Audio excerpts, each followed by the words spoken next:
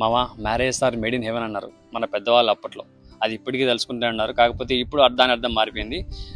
ఇప్పుడైతే మాత్రం రకరకాల ఎమోషన్స్ అయితే వచ్చేస్తున్నాయి. Marriages are made in heaven అంటే ఒక మనిషి మ్యారేజ్ చేసుకుంటే చచ్చిపోయి స్వర్గంకి వెళ్ళిపోవాల్సిందే అని అబ్బాయిల విషయంలో మాత్రం మెయిన్గా ఇప్పుడు జరిగేది అదే. ఇప్పుడు పరిస్థితులు కూడా అవే అనమాట.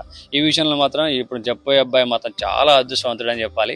పెళ్ళైన కొత్తలో హనీమూన్ ప్లాన్ చేసి అంతలోపలే ఆ అమ్మాయి వాళ్ళ బాయ్ ఫ్రెండ్తో లేచిపోయింది. విత్ ఇన్ ఏ మంత్ అంతే, అంతకంటే ఎక్కువ టైం తీసుకోలేదు. అండ్ వెళ్ళిపోవడము, ఆ అబ్బాయి కూడా దాని గురించి ఎక్కువ పట్టించుకోలేదు, కంప్లైంట్ చేయలేదు, లైట్ తీసుకున్నాడు. ఈ విషయంలో మాత్రం చాలా అదృష్టవంతుడు మామ.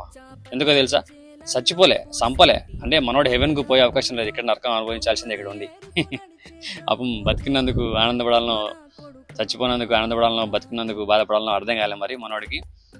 మొత్తానికి అయితే బతుకున్నాడు, చంపకుండా వెళ్ళిపోయింది కదా. సో అదే హ్యాపీ అనుకుంటాడు. అందుకే కంప్లైంట్ చేయలేదు, ఎటువంటి యాక్షన్స్ తీసుకోలేదు, లైట్ తీసుకున్నాడు. చాలా కూల్గా ఉంటాడు, ప్రశాంతంగా నిద్రపోతూ ఉంటాడు నాకు తెలిసి.